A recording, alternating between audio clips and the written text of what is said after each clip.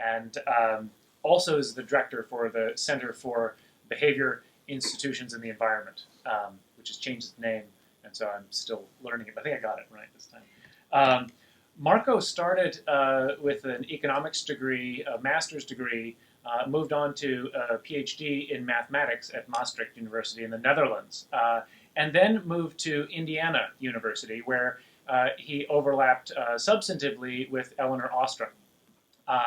At Indiana University, he worked with the Center for the Study of Institutions, Population, and the Environment. He also was connected with the School of Informatics and the Cognitive Science program. And after that, he moved to Arizona State University, where he's been since. At Arizona State, he's been involved with the Computer Science and Engineering Department, the School of Human Evolution and Social Change, and finally, and I think most fittingly, the School of Sustainability. He also has held visiting professor positions and scholar positions all over the world, including the University of Southern Australia, CSIRO's Sustainable Ecosystem Program in Canberra, the Santa Fe Institute in New Mexico, the Ecology and Evolutionary Biology Department at Princeton, Humboldt University in Berlin, Utrecht University in the Netherlands, and so you're beginning to get a sense of the type of global scholar that you're about to get to hear from.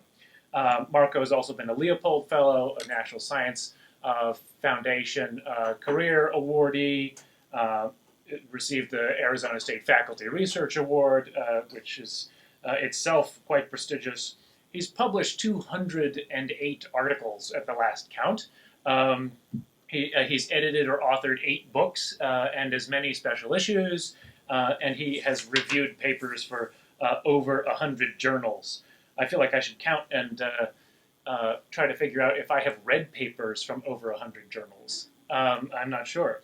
But Marco is a quintessential interdisciplinarian.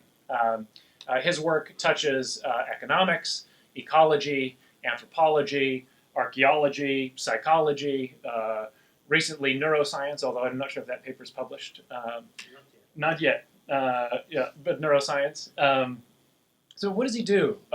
He studies social ecological systems. And if you look on his website, you'll see social ecological systems, complex adaptive systems, collective action institutions. He uses a suite of interesting research methods as well. Behavioral experiments, economic experiments, agent-based simulation, participatory field experiments. But what does he really do? Marco studies how and why people get together to solve environmental problems. He does this at all scales, from small irrigation systems in villages, fisheries, forestry, to global carbon emissions and pollution. And to me, his approach is refreshing and enlightening because he asks these questions about the nature of the games that we play in society, the games that make up society and the way we interact with the environment. In my mind, he has done more than anyone else to extend and expand the prize-winning work of Lynn Ostrom. Marco has been personally a mentor and a role model for me and a number of people like me, and I find he's a generous and rare individual. So please welcome Marco Jannsen with me. Thank you.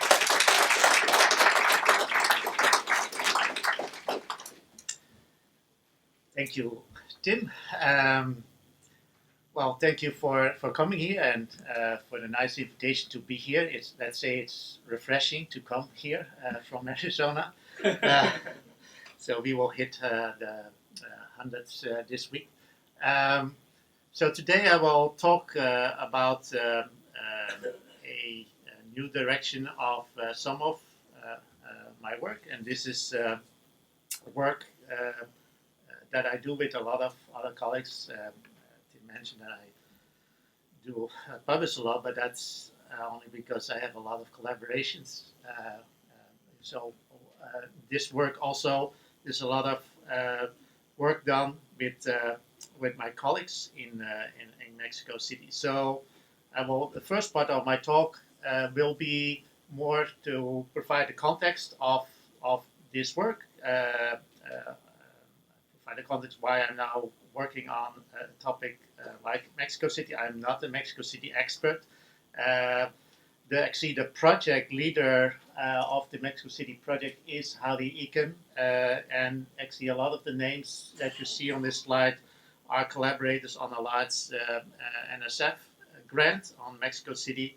I am participating in this, and over time I got more and more involved. Actually, I was originally just a senior personnel mentoring a postdoc, but I became more involved to see it as a nice case study for direction of our research that we're going to do. So to provide a context, I will start with some basics. It's this year, 50 years ago, that Gerrit Harden published his essay on the tragedy of the commons. And as this is still widely taught concept, and he made a statement that had a lot of implications for environmental policy.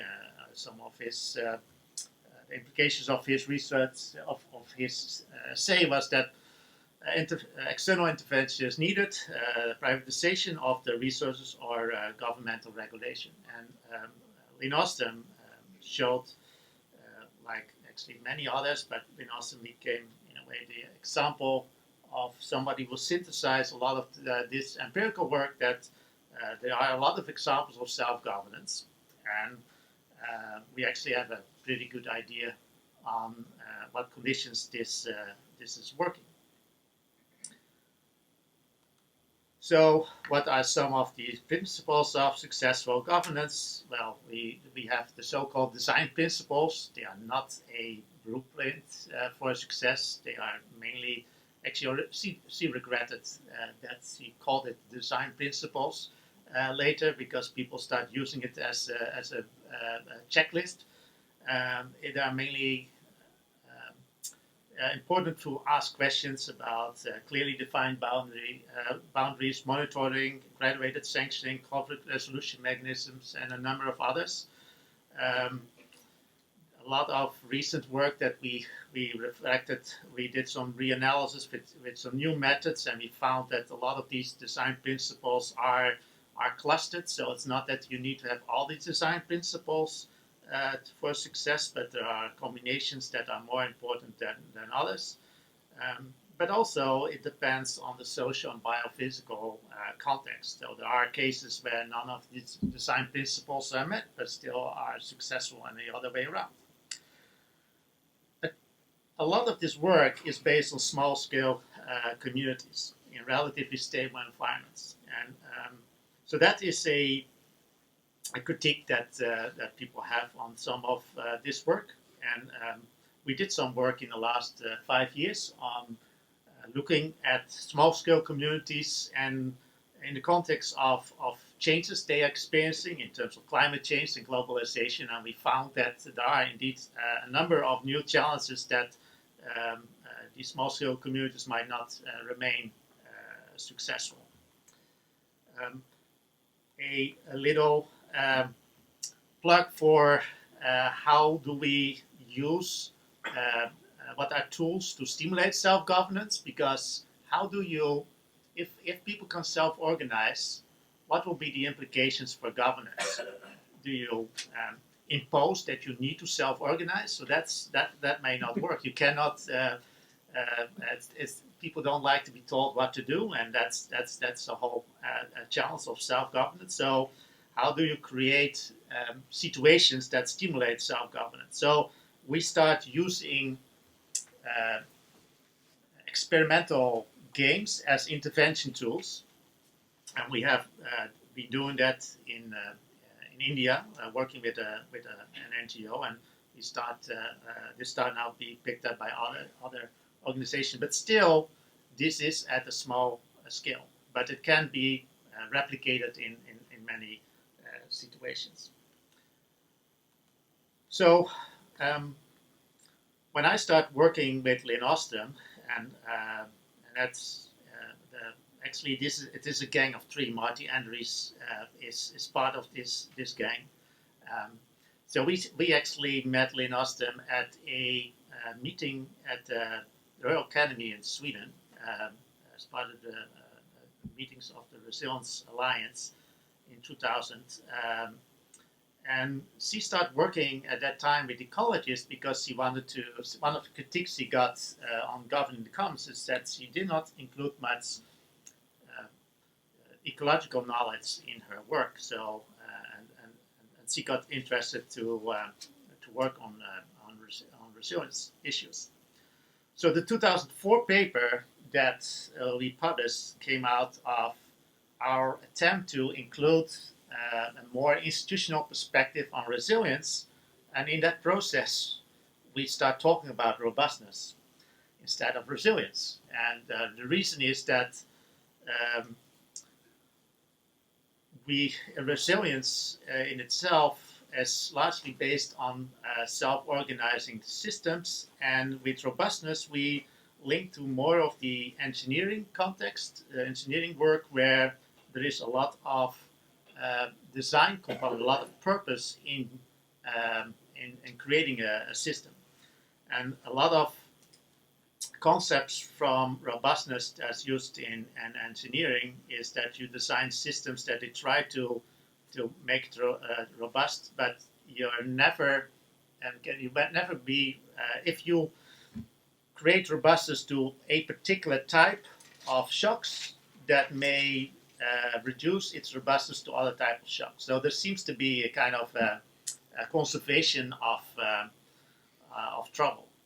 And that was for us of interest because then you have to think about trade-offs. What kind of disturbances do you want to be robust to? So our perspective on robustness was very much on dealing with trade-offs, and this framework, which is somewhat abstract, where we have these different kinds of components: the resource users, the public infrastructure providers, and the public infrastructure. One of the key components is the connection between resource users and public infrastructure providers, and a lot of this work was inspired by our work on irrigation systems, because if there is a good overlap between the two different type of actors, then it's typically a better robustness of systems than if there was a kind of a distance where those who are creating the rules, the public infrastructure providers, were more distant to the actual resource users. So we have done a lot of work in irrigation. Irrigation, we see that as a kind of a fruit fly for socio-ecological systems.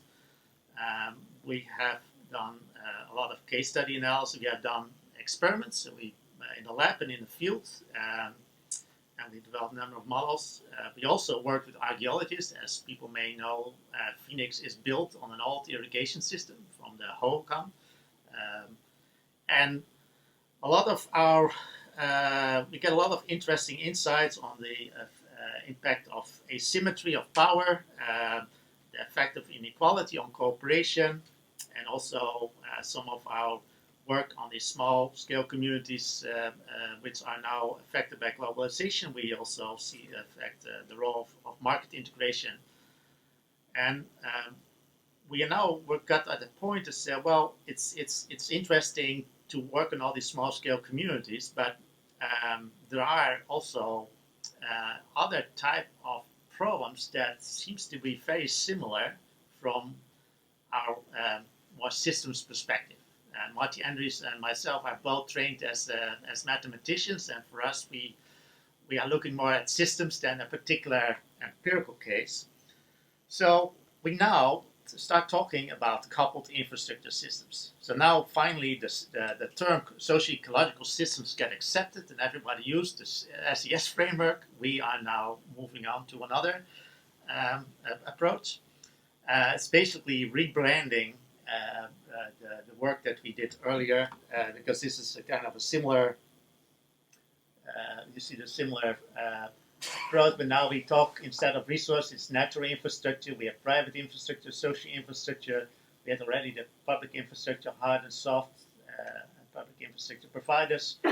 But infrastructure is, and these different types of infrastructures are discussed in the different types of social and environmental literatures. It's not that we come up with these terms, but nice thing of infrastructure is that there are a number of key collective action problems that you have to overcome. You need to make this. You have to make decisions about who is creating and investing in the to create the infrastructure.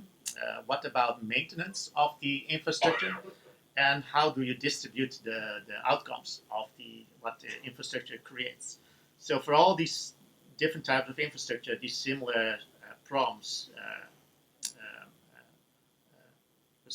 persist. Say for social infrastructure, that will be more related to social capital with creating social networks. You need to maintain your social networks, and then there are some students who want to increase their networking and maintaining that requires effort. And how will be these affordances, the benefits be distributed? So there are these kind of concepts, whether they are social or environmental. We now have a more unified language. So that's we are exploring the context of coupled infrastructure systems. But it also allows us to talk about other kind of topics then, and we start working on the political economy of coupled infrastructure systems. And there are a lot of actually interesting books about roads and bridges and sewage systems. That might not be the typical read of us, but the energy, actually, these are all great books, actually. The grid is a nice history of the energy grid in the US. It's about bridges, why they are failing, road systems, and this is about urban runoff, all from a social perspective. And so we are now start working on different kinds of problems, and we see them very much inspired by what we have seen in the irrigation systems. And we have actually one project we are doing now is to look at the roads, the road system. We are creating a database of all the there are public databases about roads and performances of roads, and we try to bring that together to understand this as a coupled infrastructure system. But tonight I will look at some of the data because of today's experience of the road system in Maine. So, but the general trend in the data is that the roads are getting better over time. So I have to check whether that's also in Maine, but it might be all relative. Yeah. Okay. So the project I talk about today is in that context. So I got involved with this project as helping with the model, but I see it as a good example of the kind of work we are creating. So this project was not created in the context of coupled infrastructure systems, but it worked out fine. So Mexico City is pretty big. About more than 20 million people live there, and so there's a lot of inequality, and what is important is that it's originally built in a lake. It was originally a lake. So this is about 500 years ago. This was how Mexico, at the time was not Mexico City, but how the people at that time were living when the Spaniards came. The city of Tenochtitlan, and so over time this lake disappeared. Although there are still areas which are very much like the old canal system they had in the past, but only a few are left at the border of the town. It's kind of little nature. So it's no surprise that there are flooding problems. So there's a lake surrounding with mountains, and then you build a city. And you see here the borders of the city of Mexico, and here's the lake. So no surprise, there will be a lot of floodings in that area. So here you see the flooding events, which is the place where there was originally the lake. So a lot of the water that is used for drink water is actually now imported with large infrastructure, with a lot of this imported outside of Mexico City, and they create big infrastructure, as you see, on large pipes from over the mountains, with a lot of energy is pumped to Mexico City, and that is a challenge because earthquakes can damage also these canals, and a lot of the wastewater is then pumped actually going to the other side of the Mexico City. Last year there was another speaker here talking about Mexico City, and he focused on what happened with the wastewater. So the project that we do is looking a lot about the mental models people have in Mexico City about dealing with water problems, because they have a lot of water, they have a lot of flooding water, but they don't really harvest the water or recycle the water.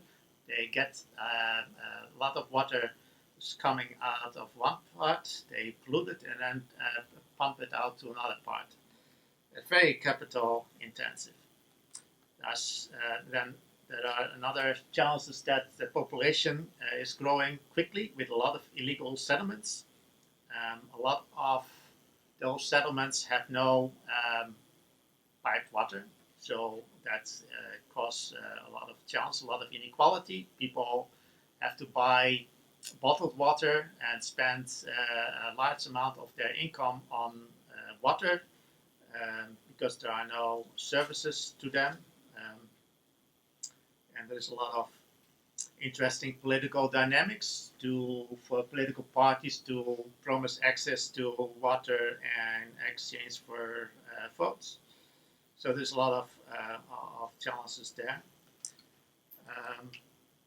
Another problem is subsidence, because there is groundwater and they have been using that a lot, and then you get areas where you have large amounts of subsidence. So this was the surface level, I don't know how many years ago, maybe 50 years ago, but it's going, the rate of decline is quickly, and that's why a large number of, well, basically you're not allowed to create new wells, and there are more pumping restrictions to reduce the problem of the subsidence. But this causes a number of problems, because if you are pumping groundwater, it will sink and it will crack the infrastructure. So now over time you will have to make all kind of more expensive adjustments to keep the system in place.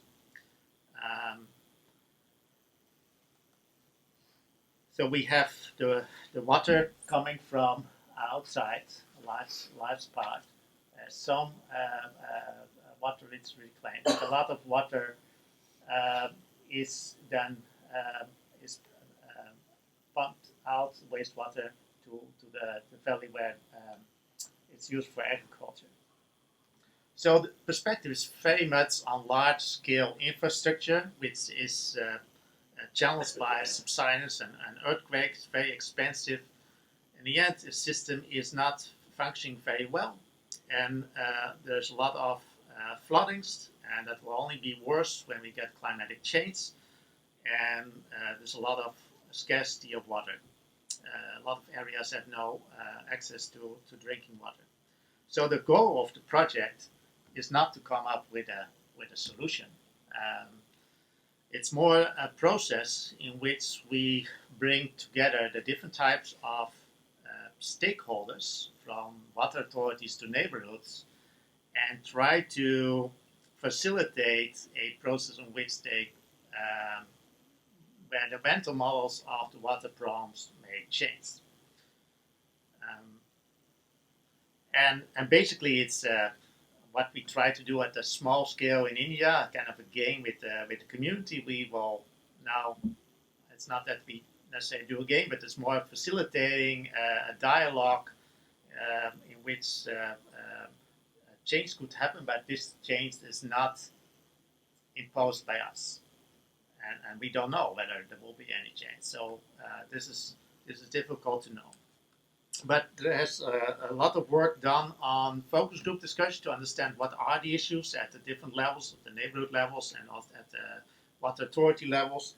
There's also work done on health risk, which now you certainly don't want to be exposed to flooding situations because there are a lot of diseases caused by it. And I will focus in my presentation on the model that we developed, which tried to integrate a lot of the information about the social science, the focus groups, and also information that comes out more for the specialized models on the hydrology and the climate modeling. So the empirical work has been done in a number of neighborhoods where focus groups discussions were held, and but they are representing a lot of neighborhoods at a larger scale. But we did more in-depth analysis to get a diversity of the perspective. So basically, the richer, the more well-off neighborhoods are in the center, which are exposed to flooding situations, and the poor neighborhoods are more in the outskirts and more uphill, and they don't have access to water, but they don't have the flooding problem. So different places in Mexico City have different problems. So we developed a model. It's a kind of participatory agent-based model that we developed. Although it's not that the model was the focus, direct focus of all the activities. So a lot of the social science did their work on focus groups and trying to understand the mental models. And we used that data, but it was not that we developed the model together with the stakeholders. But now we have a version of the model. We will get more more interaction with the stakeholders about the model.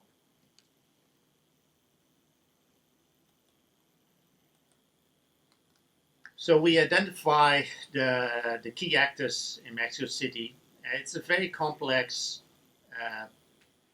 system, and when I start talking about the model, I'm aware that we exclude a lot of the complexity. So, and that's purposely. The models, we try to keep it as simple as possible. In our empirical work, more actors are involved, but we also have to remember that a lot of activities relate to this topic. There are a lot of illegal activities, so it's difficult to have that all formally represented. Actually, one of the students is working on what defines what leads to these illegal settlements. Well, that's kind of a challenging topic to do. So a lot of the empirical work is based on focus groups with residents in the neighborhoods that I mentioned. We try to understand what are the actions they take to deal with the challenges they have. And these diagrams that we generate about what are the most important factors will lead to algorithms that we will use in the agent-based model. And then we have a number of specialized natural science models that we try to integrate within the agent-based models some statistical representation, because these models itself become too computational intensive to connect with the agent-based model. But we have specialized models on the climate system. Actually, the result that we found that the urbanization of Mexico City leads to more rainfall in the afternoon. So there are effects by changing the system, the groundwater model, the subsidence dynamics, and the surface water dynamics. So there are these different specialized models. So the mental models, what we try to get is what are the problems people see in the neighborhoods related to floodings and water scarcity, and what do they see as the causes, and what are the actions they take. So this is these focus groups are based on people drawing causal diagrams, people putting sticky notes on boards, and based the social scientists in the project try to collect all this data to create kind of a causal narrative from all this data. So we get, I think, it's, the next phase. So we get kind of some causal diagram from the different kind of activities. So what we see is that there are different kind of actions people can take in water scarcity, which is this in this example we have people can have tanks of water that come to the neighborhood. That's organized via political districts, but you need to be there at the right time to, if the tank comes, you need to be there to collect the water. You can storage the water, also water harvesting, which you can do as an individual. You can buy water, which is expensive, but that's sometimes the only option you have. And you can protest, which is happening every day, but it's also quite costly and impact a lot of other people, which might not be desirable.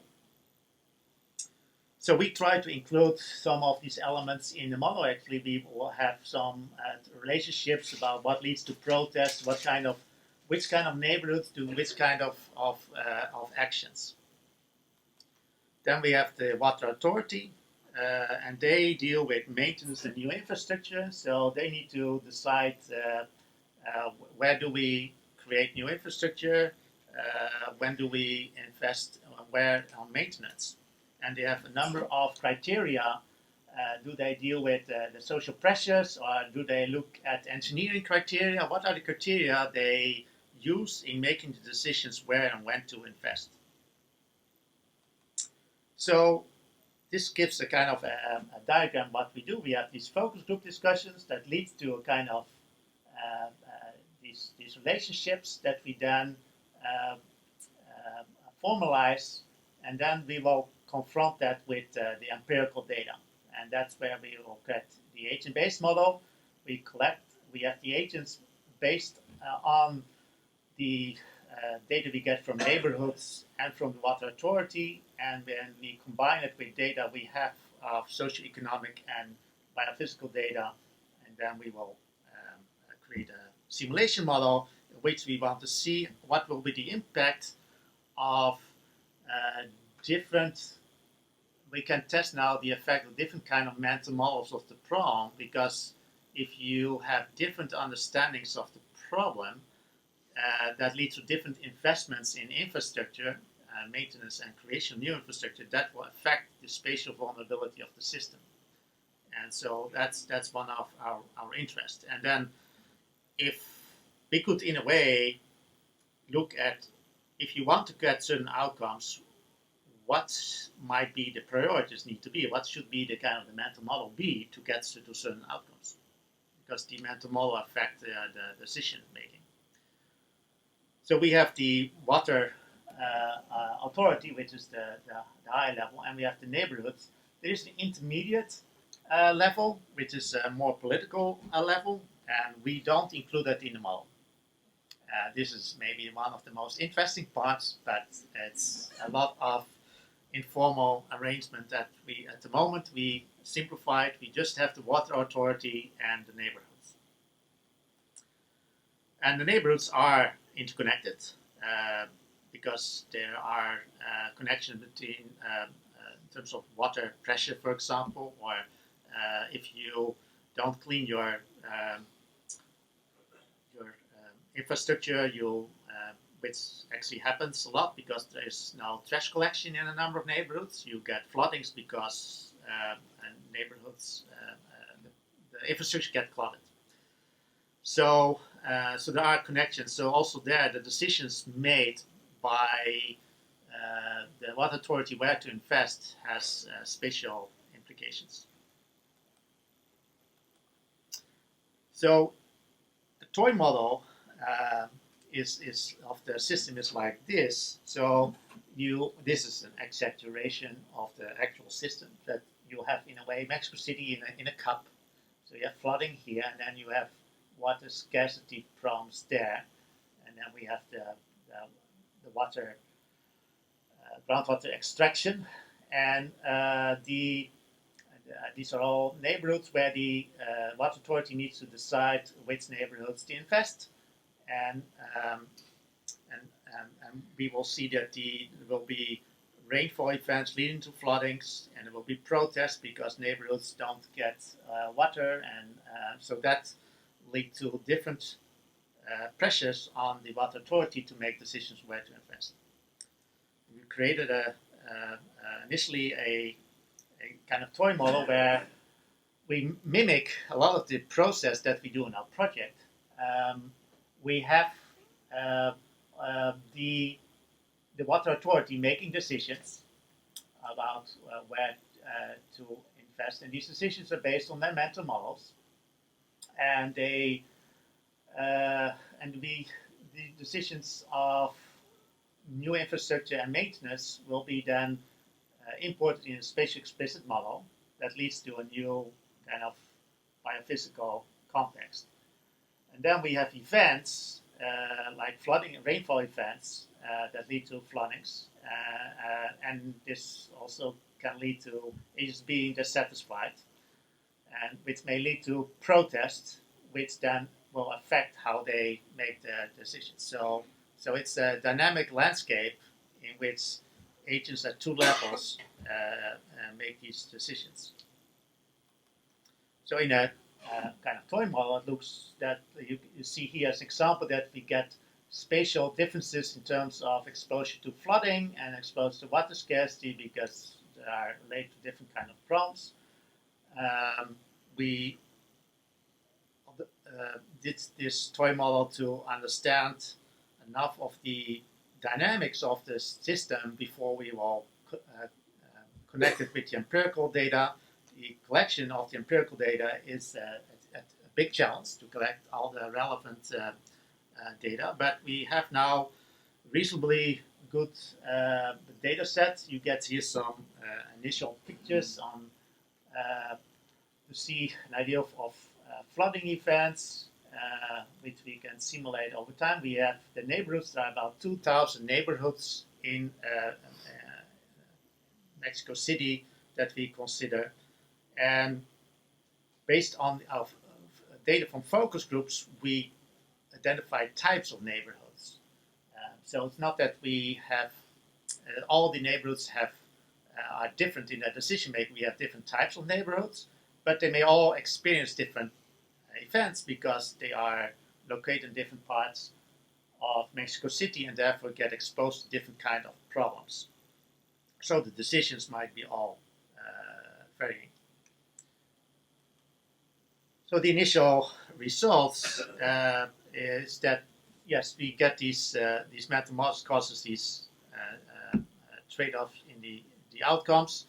With the toy model, we did some analysis about what will be the optimal mental model to get to certain outcomes, and so what if the water authority has this particular mental model, and we want to get this kind of outcome. What should the change be in the mental model? So there are these trade-offs if you want to focus on what is good from an engineering perspective, or from a social justice perspective, or from an economic perspective, and that will mean that there should be in the mental model different weights of different factors that how the agents make their decisions. We would like to explore those kind of analysis too for the empirical model. here you get some initial results, how we present this to the stakeholders. In this case, we to the water authorities. We put that in a nice map, GIS map actually, that I didn't mention that explicitly, but the project is funded by NSF, and it is housed at ASU, but the actually largest number of people working on the project are at UNAM, and so there's a large group who are focused on decision science, and they are creating a pipeline of how to integrate all this knowledge so that they can use this real time with stakeholders. And they have now done a number of workshops with them that they can explore different scenarios. And of course, now when we start presenting these scenarios, one of the challenges, of course, will be they will only accept this kind of results because they know that the data is solid. Although actually doing a lot of this work, we see there are a lot of challenges with the data, but they need to see value in what we are doing. And but at least so far they want to come back because they see that there's a value in bringing all this knowledge together and get some more integrated perspective that is going beyond they typically have a strong engineering focus on their in their own models. We also go to neighborhoods, and there we also wanted to show the model results, but then we did not expect they will have the same experience in working with models, and so we created a game to represent the model we have constructed based on their focus group discussion. Actually, the game was developed by people who were not part of the focus group, but based we were the modelists trying to formalize the have a simplified version of the model that created in a game that could be played in different neighborhoods. And so players represent households in different neighborhoods who are exposed to different kind of problems. Then we have event cards which show different events that can happen for the different neighborhoods, and they have to make decisions about what to do. The feedback we got when we played this in a number of communities is that the communities were not exposed to a lot of these events. They thought this is really sad, and I hope this is not the real situation. But those who were exposed to a lot of this problem say, yeah, this is how it is, and they confirmed a lot of our assumptions, which was in that way useful. But they were not that interested in seeing the model results.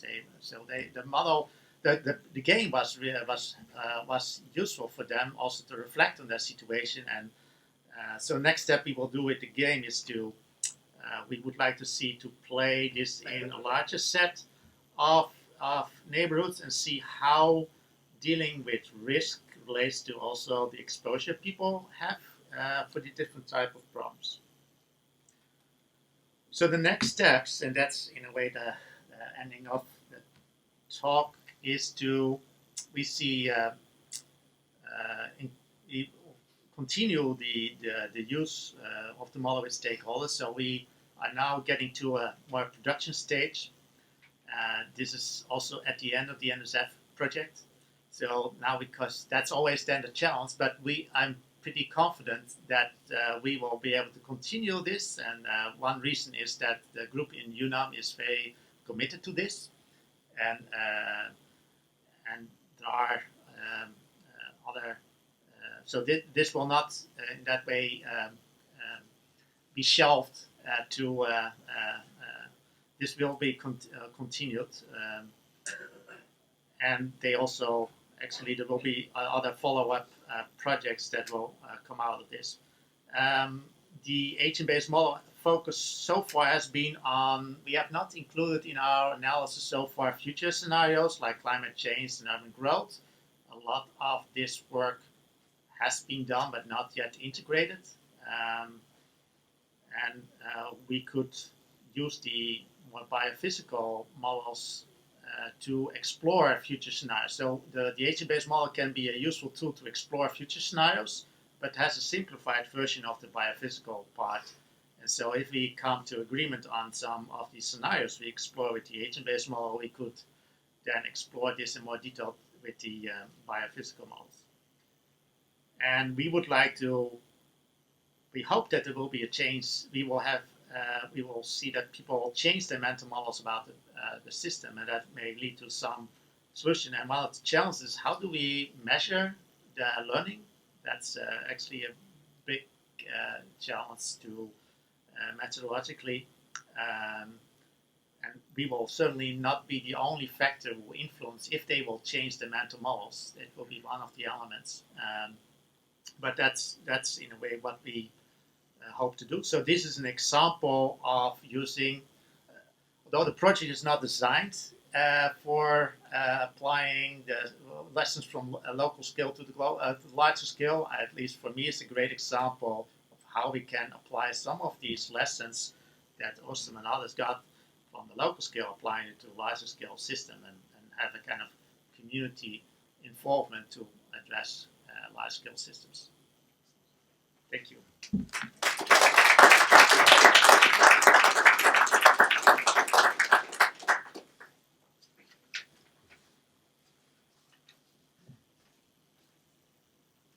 Questions for Dr. Janssen?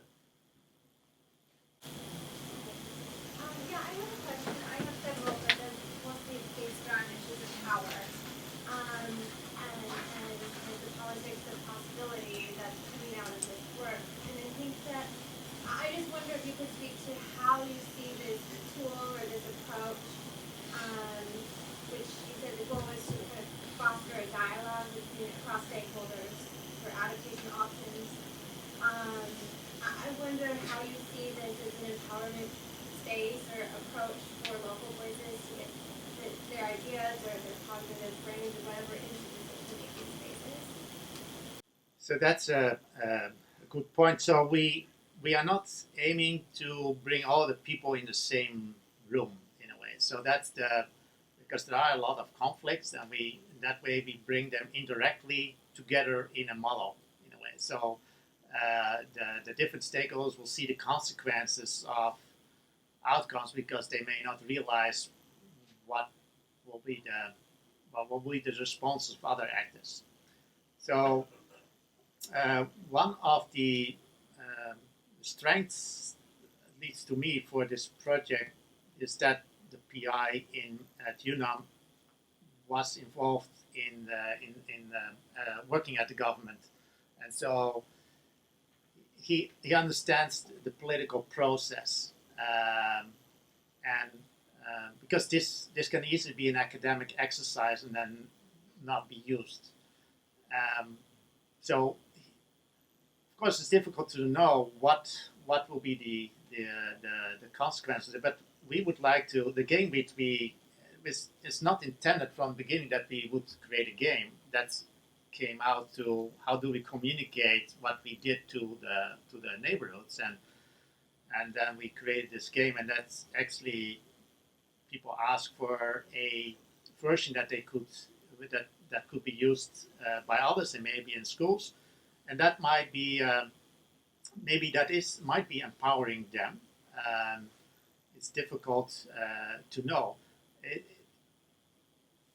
I think one of the challenges is a lot of people feel that they have no options, and so maybe this can lead to see what are the options that people have in other neighborhoods, or how are their situation relates to others.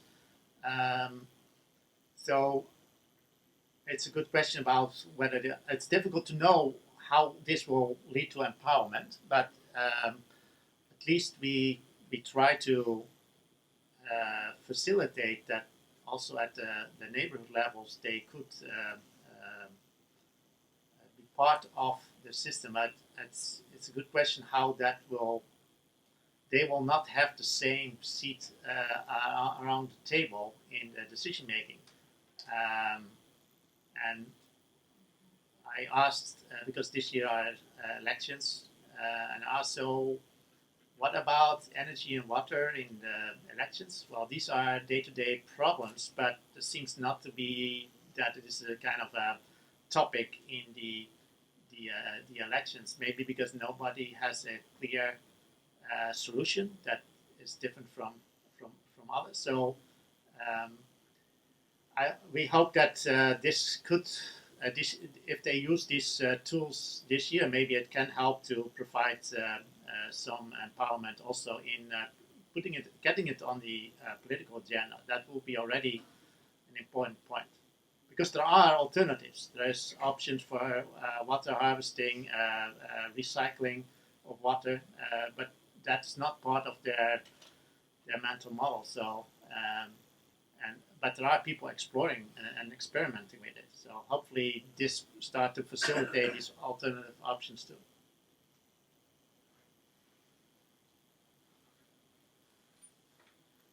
I have a question. Oh. Do you have more back here? But there was somebody behind you. Oh, okay. There. After. Hi, Dr. Janssen. Thank you so much for giving this talk today. It's super interesting. I was wondering if you could go into a little more detail regarding the game that you played. Can you describe that to us? So we people are representing one of three different neighborhoods who are differing in their exposure to say floodings and water scarcity.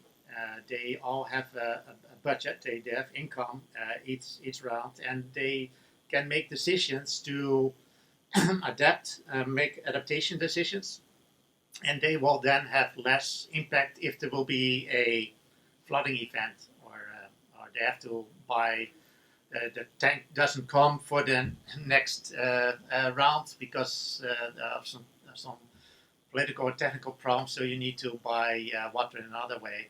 So we do that for, so each year we have two dry period and two wet period rounds, and we do that then for a number of years. So we really pre-test a number of times to keep it relatively simple.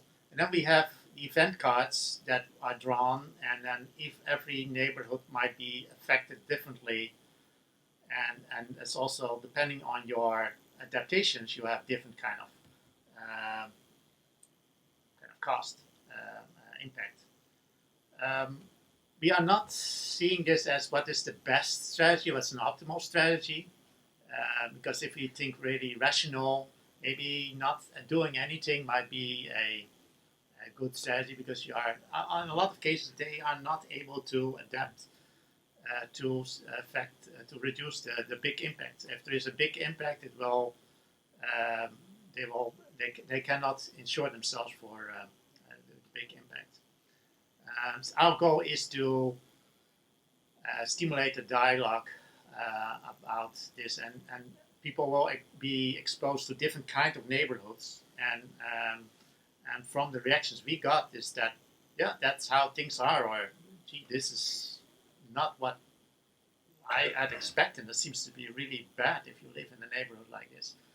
And so we want to see whether people say, oh no, this is, you really, these are the wrong assumptions you made. So we didn't got any feedback on that. So, and the game is, in a way, we are having the agents making their decisions in a model. So if we then later show the simulations where we will have 2,000 neighborhoods, then we have an idea what is happening, because we have these different type of neighborhoods making decisions according to some the decision criteria, which is informed by the focus groups. But it seems to be, so far, it seems to be in line with what we have observed. So, one perspective that I think comes into play when you're dealing with large-scale systems, right, is, there's an economic perspective, right? So there's water scarcity, people have a need for water, so the market will come in and solve this problem to the extent that it can, etc., might be imperfect, but one set of solutions is a market-based set of solutions. And so part of what's interesting about what you're studying too is not the emergence of market-driven solutions, but the emergence of governance solutions, hopefully, I'd imagine, through these protests, right? And hopefully the protests cause a response. And so these are sort of two different, and in some senses, perhaps competing, perhaps complementary, I don't know, social mechanisms which might help improve the quality of the infrastructure system. So have you thought about how these two factors play out in reality in there, but also what you have to sort of say about that from the perspective of the model? So it's very difficult to get good data related to the economics of this. Construction industry is known for a lot of activities going that doesn't really help that, and so we don't have good data on what things actually cost.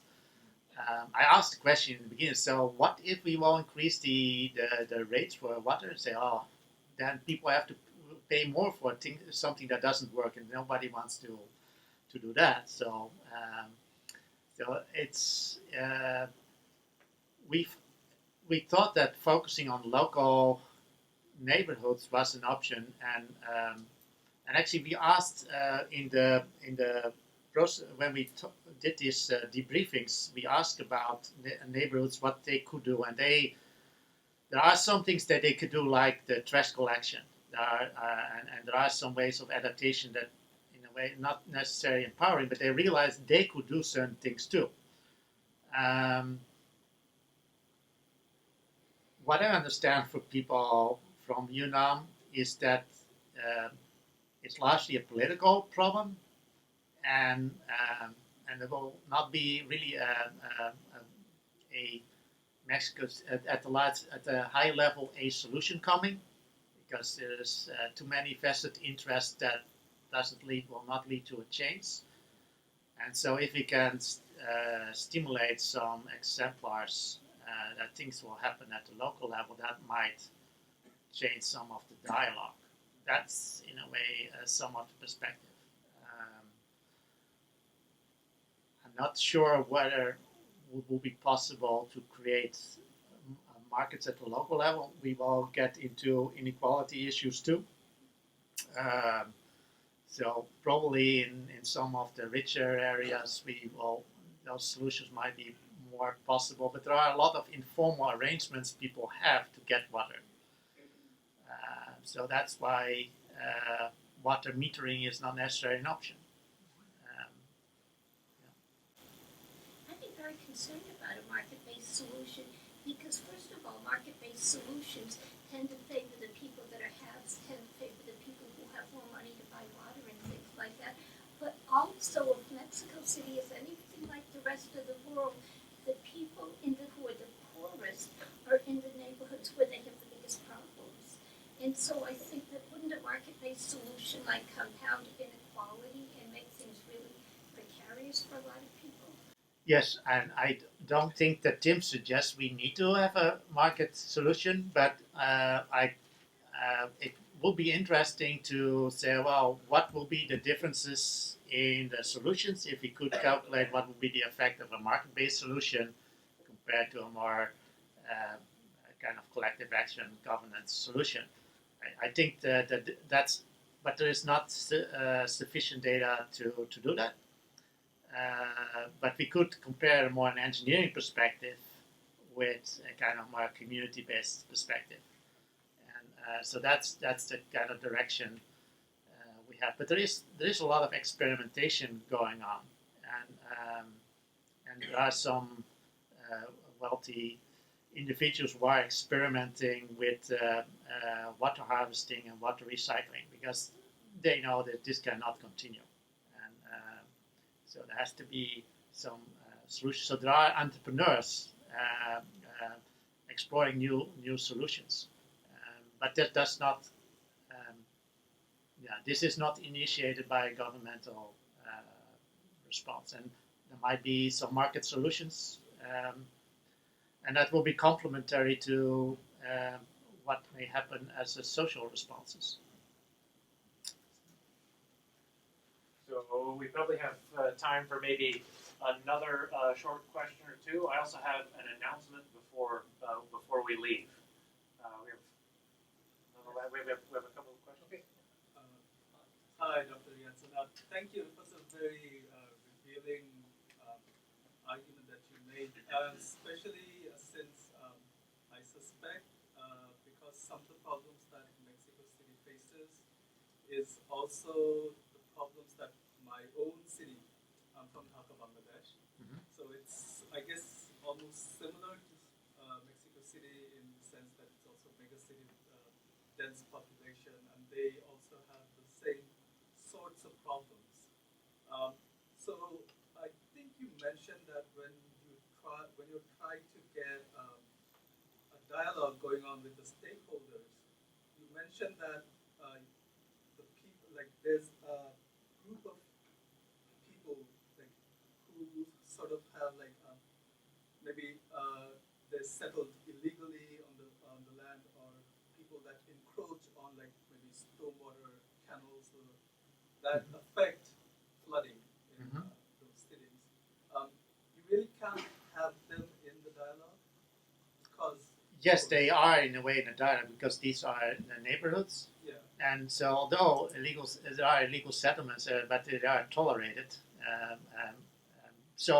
But they don't get the same services as other neighborhoods, and so they don't get trash collection. And so, if they don't organize themselves to collect trash in the neighborhoods, then trash end up in the canals, and that may lead to floodings in their neighborhood or neighborhoods and other neighborhoods because it clogged the canals.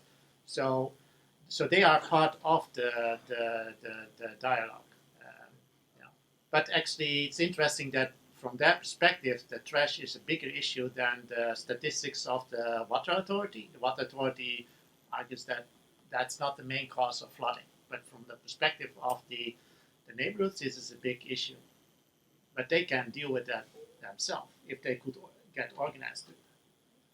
Yeah, I mean, I guess we also have like encroachment, like they build, like they block off canals and Mhm. other water bodies, which Mhm. then sort of worsens the flooding during like Yes. storm season, monsoon seasons. So I guess how difficult is it to have them come in, like because they are there illegally, per se. So. Yeah, but legally is a kind of relative because um, they